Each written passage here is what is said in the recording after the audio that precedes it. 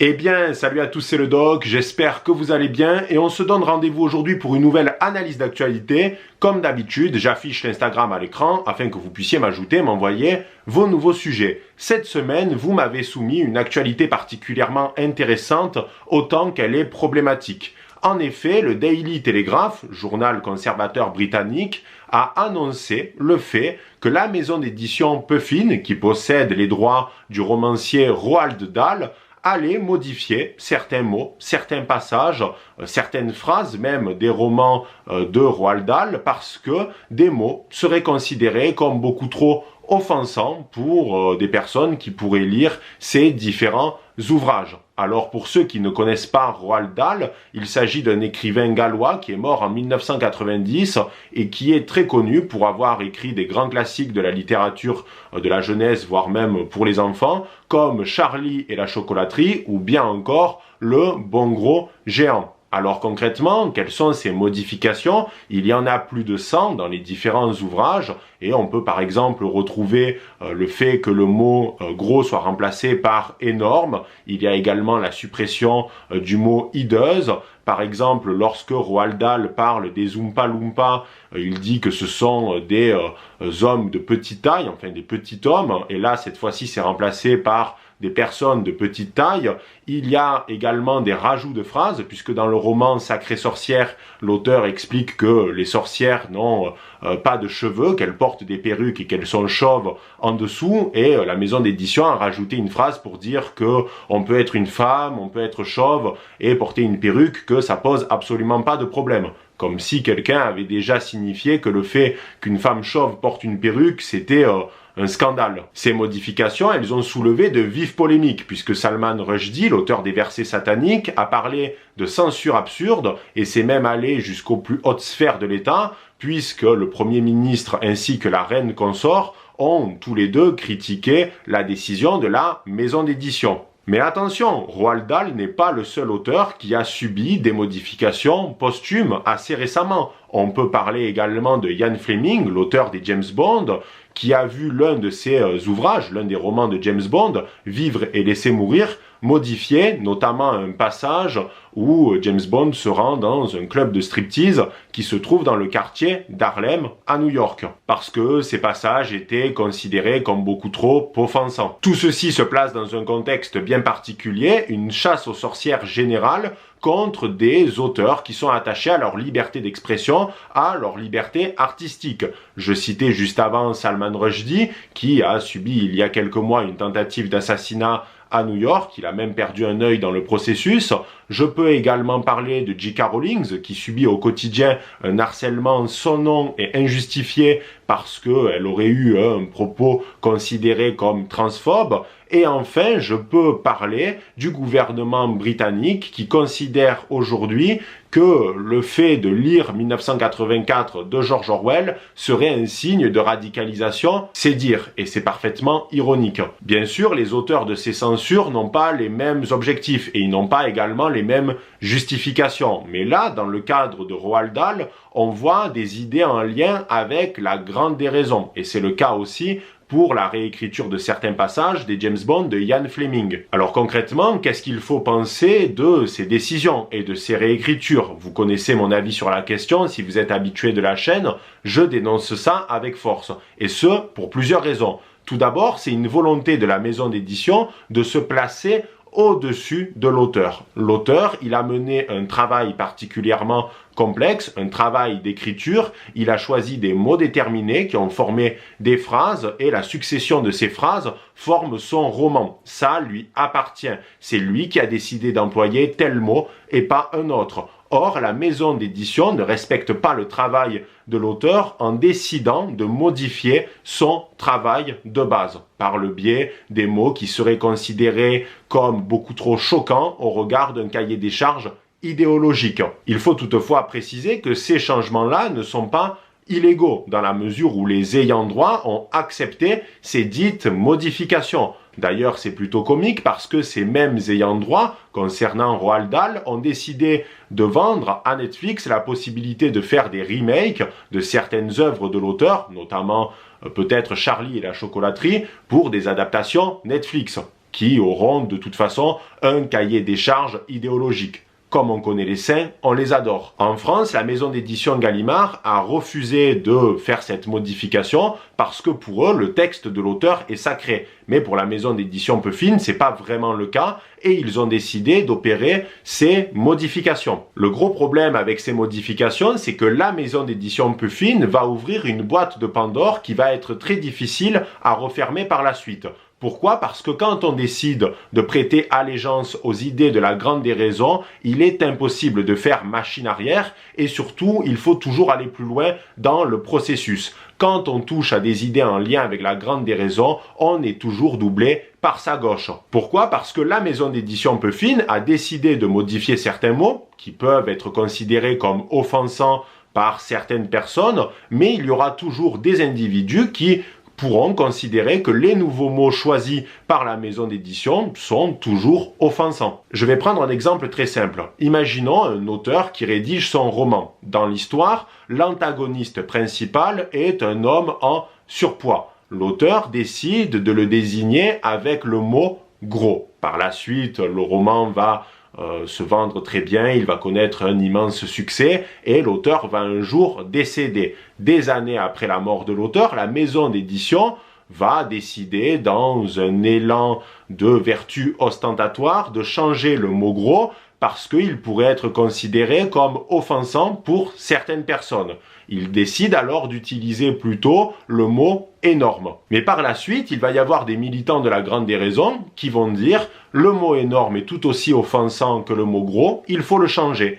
Et là, c'est le doigt dans l'engrenage. La maison d'édition va être obligée à chaque fois, à cause des pressions des militants de la grande déraison, de modifier les mots qu'ils ont eux-mêmes changés de base, parce qu'ils sont toujours offensants. Et là où c'est très intéressant, c'est qu'à la fin, il va y avoir une modification de la nature du texte, puisque les militants de la grande déraison risquent de dire le problème, c'est que l'antagoniste du livre est un homme en surpoids, donc il faut enlever cette caractéristique-là. C'est pour ça que même si ces changements paraissent très légers aujourd'hui, il n'en demeure pas moins qu'il y a la possibilité que par la suite, il y ait des modifications beaucoup plus importantes qui changent la structure même de l'histoire. Parce que tel personnage a tel caractère, que c'est offensant, parce que l'action se déroule dans tel lieu et que ça pose problème, etc., etc. Et c'est d'ailleurs ça qui est arrivé à J.K. Rowling. J.K. Rowling, lorsqu'elle a terminé d'écrire Harry Potter, elle a envoyé certains gages à la grande déraison en modifiant certains caractères de ses personnages d'une manière rétroactive pour plaire à un cahier des charges idéologique. Ça a plu à des militants politiques et le jour où elle a écrit ce tweet qui est considéré comme étant transphobe, certains militants ont eu l'impression d'être trahis par leur héroïne J.K. Rowling. Alors bien sûr, ça légitime absolument pas le harcèlement qu'elle subit aujourd'hui, c'est extrêmement grave, mais c'est pour expliquer que quand on décide de succomber, de prêter allégeance à la grande déraison, on doit aller toujours plus loin et qu'il n'y a aucun retour en arrière possible. Donc la maison d'édition Peuphine, en faisant cela, elle va créer un précédent. La maison d'édition Peuphine avance un autre argument qui pourrait expliquer ce choix au niveau de la modification des mots. C'est le fait que pour la maison d'édition, les mots comptent et qu'il ne faut pas que les enfants qui vont lire par exemple Charlie et la chocolaterie puissent utiliser les termes offensants dans la vie de tous les jours. Par exemple, à l'école, dans la cour de récré. De ce fait, si on suit la logique de la maison d'édition Peuphine, cela signifie qu'il faut purger toutes les œuvres, qu'elles soient cinématographiques, littéraires, artistiques, qui peuvent contenir en leur sein des propos considérés comme offensants. Et surtout si ces œuvres sont destinées à un public assez jeune, ici des enfants, parce que Roald Dahl faisait des livres pour eux avant tout. Au final, la maison d'édition Peuphine, elle a seulement un impact sur les ouvrages qu'elle possède. Mais si on suit sa logique, il faudrait que toutes les maisons d'édition qui sont spécialisées dans les ouvrages pour la jeunesse prennent la même décision pour pas qu'ensuite des enfants puissent employer des mots considérés comme choquants dans la vie de tous les jours. D'ailleurs, on retrouve exactement la même idée dans 1984 de George Orwell, puisque l'État Big Brother a décidé de façonner la novlangue avec des mots supprimés, voire modifiés, afin que certaines idées ne puissent pas germer dans l'esprit des citoyens de cet État totalitaire. Donc en somme, la maison d'édition Puffin fait exactement la même chose. Ils pensent qu'en enlevant certains mots considérés comme offensants, on va vivre demain dans une société parfaite où tout le monde est beau, tout le monde est gentil, ça va être l'harmonie. Et ça, c'est complètement faux. C'est une idée propre à Jean-Jacques Rousseau, comme quoi c'est la société qui va corrompre les individus et qu'il faut transformer cette société pour éviter qu'il y ait des comportements malveillants. Et il faut le dire, ce n'est pas parce qu'il va y avoir la nouvelle version de Charlie et la chocolaterie que le jeune qui va lire cette version-là ne va plus du tout être animé par des mauvaises intentions et ne plus du tout employer des termes considérés comme offensants. Ça, c'est complètement idiot. D'ailleurs, il faudrait voir quels sont ces mots considérés comme offensants. Parce que là encore, à partir de quand on peut déterminer qu'un mot peut blesser? Certains mots sont anodins et pourtant ils peuvent faire du mal à des personnes particulièrement sensibles.